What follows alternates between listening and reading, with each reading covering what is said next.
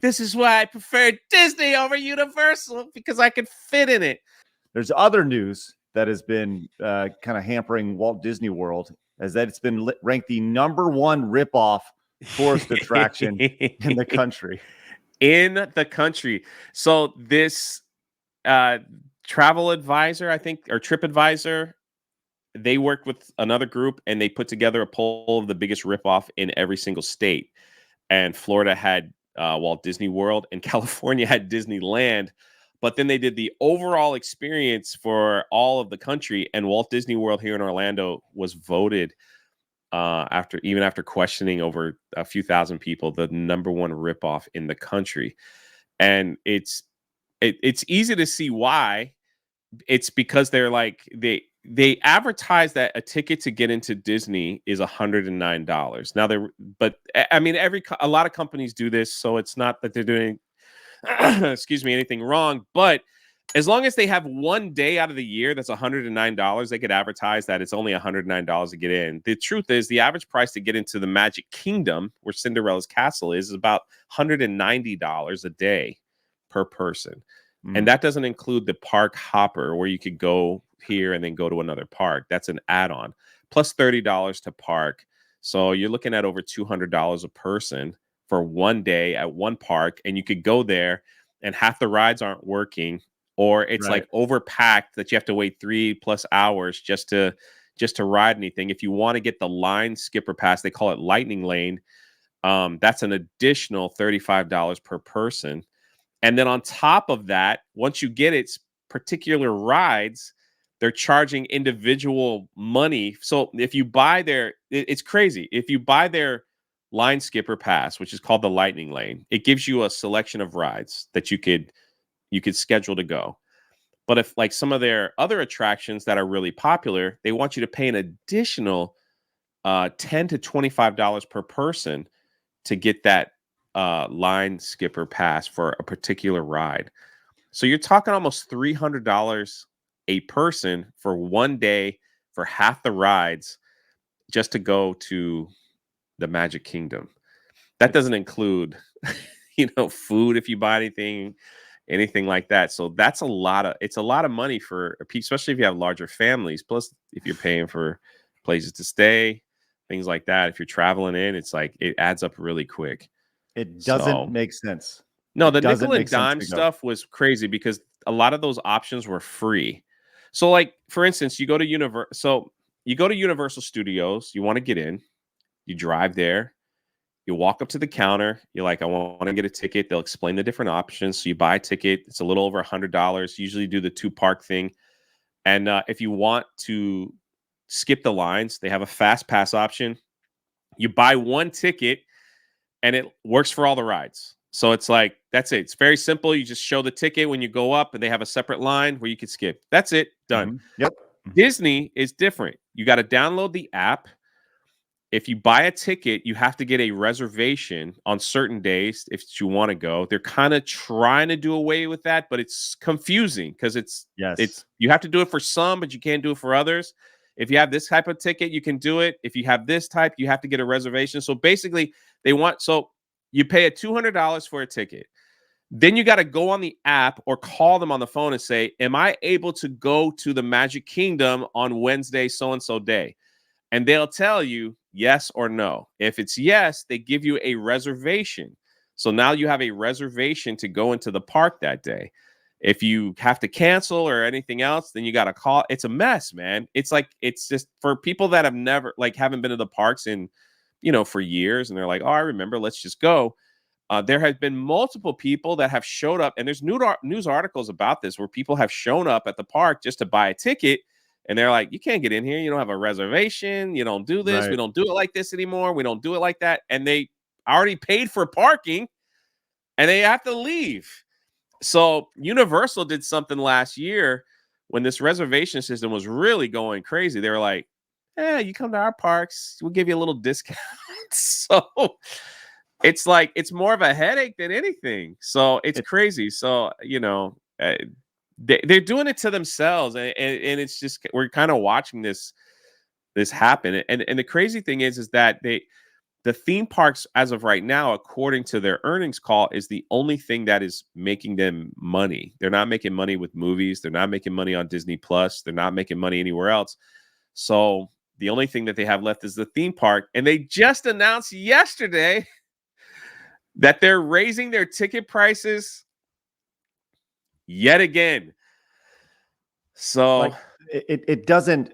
Oh my God. So it looks like they're trying to, like, they're pushing out lower middle class. And then This, what they're I remember trying this. what they were trying to do in California. So what happens is people like me that have an annual pass, because I do theme park reporting. I live close by. I don't have to pay, I pay that one time. All I got to do is go twice. It pays for itself. Mm-hmm. I don't have to pay for parking. I don't have to buy anything in the park. I don't have to pay for food. I could go there for a few hours, do my video or whatever for the news, and then I could leave.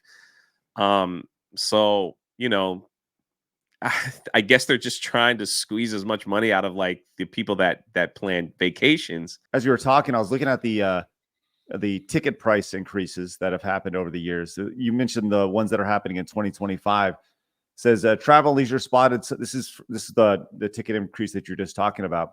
1 day tickets for the Magic Kingdom in 2025, $184. Yeah. With the Park Hopper ticket, which provides access to multiple parks, $247 a person. Yeah. Are you kidding me? That, and again, that's not including parking, which is $30. It's not including the Genie Plus, which could be an extra, depending on the day that you go, an extra $11 to $25 per person, if you want that option. That's not including, drinks, food, or anything like that. And they're making, like I said, they're making it confusing for families on how this works. So, it's and it's like, if you don't have the app downloaded, you can't use the line skipper, or there's certain areas you can't even get food because you got to order through the mobile app. So if you just want to go there and have, like, a peaceful time, people are choosing to go to Universal or going to other places where it's like, I just want a ticket and I want this ticket. That's all I want. Like, that's all I want to do. I just want to walk around, maybe ride a couple rides and go home. I don't want to focus on my app. I don't want the app to tell me when I have to get in line for this ride. If I want I don't want to deal with all that stuff, And so it was interesting because this travel agent a few years back was making predictions. He goes, if Disney theme parks stay the way that they're doing in about 3 to 5 years, people just won't. They'll choose to go somewhere else. So it's like, so they're seeing this, like, after the lockdowns, like, now they're starting to see, like, we're not going. What Disney did last year, which was crazy to me, because it's never happened, at least from what I remember, and someone can please feel to correct me. Over the summer, their busiest time is usually when it's the most expensive to go. Last year, they offered such a massive discount ticket because they were like, no one's coming to our parks. And so there's articles where it's like, Disneyland is that we on Park Hop, and we showed it. We were like, this is crazy. July 4th, supposed to be the busiest day last year, one of the most busiest days of all theme parks. It was 5-minute waits for, like, almost all the rides. People Universal was freaking packed while the Disney World parks were, like, empty. It was crazy. And it was like, I don't understand, like, how, like, that's possible. So then they offered, when that came out, they offered this ticket, like, hey, we'll give you half off. Just come to our parks, because they need to get those numbers in for when they present it to the board. It's like, we got more people showing up, things like that. And they do this for a lot of stuff too. Like, you remember Disney Plus? They offered Disney Plus for $1.99.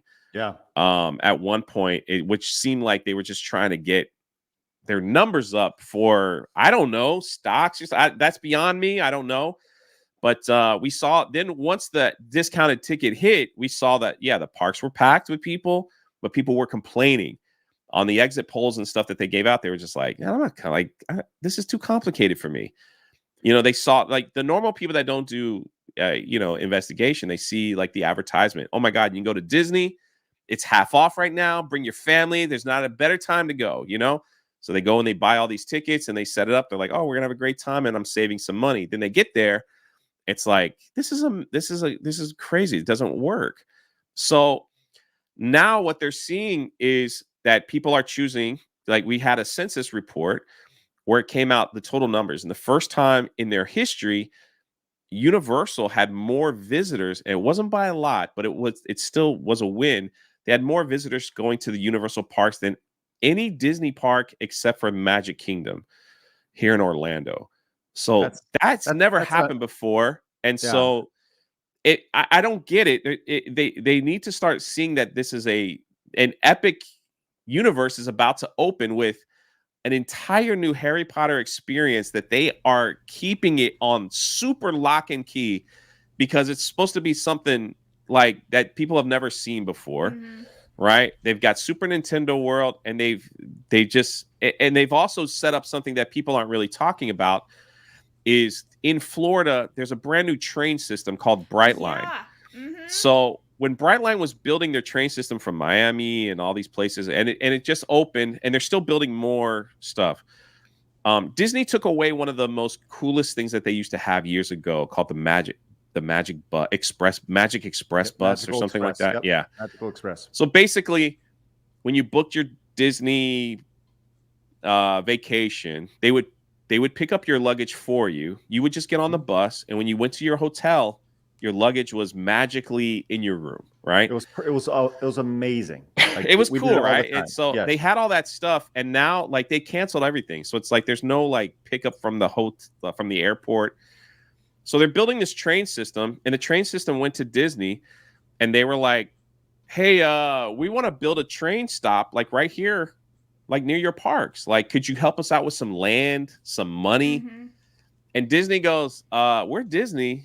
You should want to build one. You need to like pay for it yourself because you'll get more business that way." As soon as that happened, Universal stepped in and said, "We'll give you all this land. We'll give you hundreds of millions of dollars. Build a train stop right in front of Epic Universe, where people from Miami, Tampa, wherever can get on the train, go to Epic Universe for the day, get back on the train, and head home, and from the airport." So the train station was like, "All right, let's do it." So they're building that.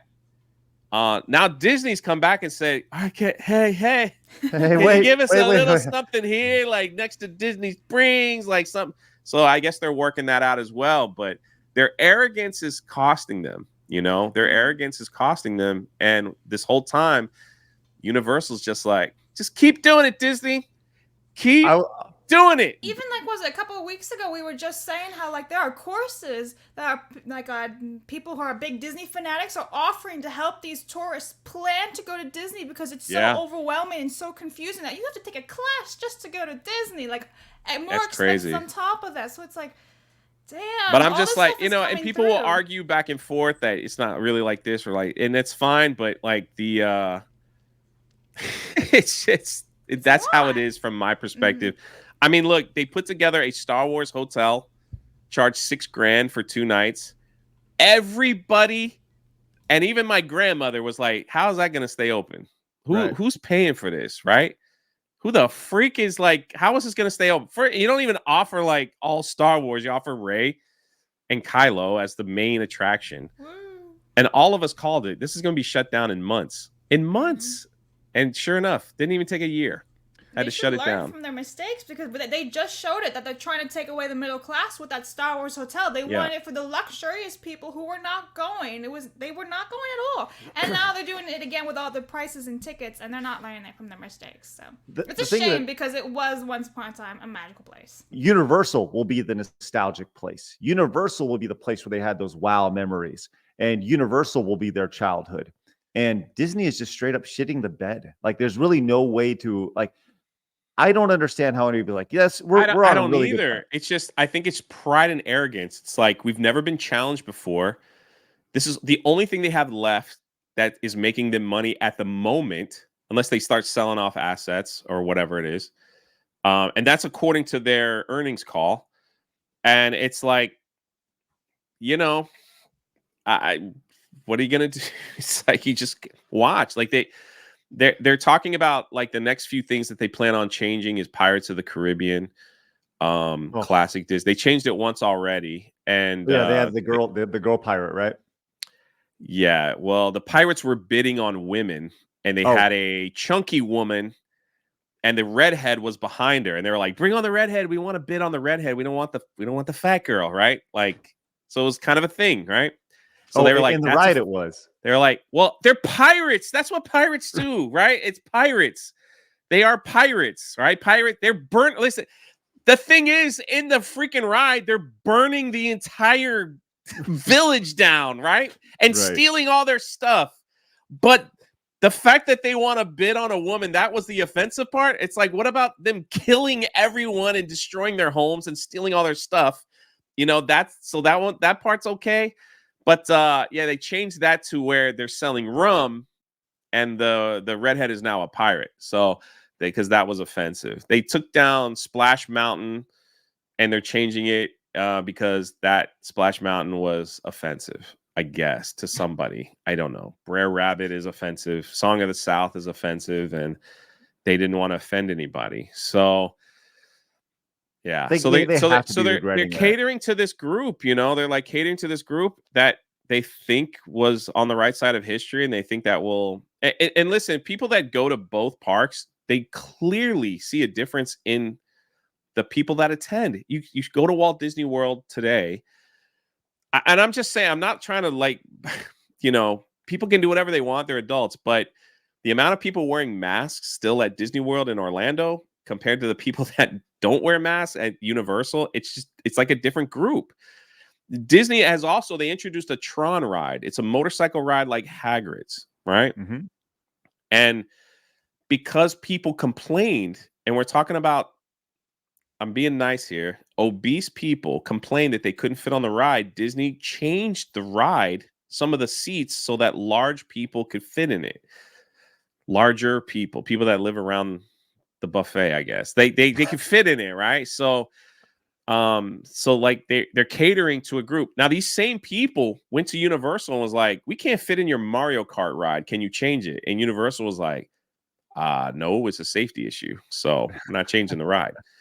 So it's like, oh my God, you know, so now they're like, this is why I prefer Disney over Universal, because I can fit in it. It's just crazy to see this, you know, it's just like, this is who you want to cater to.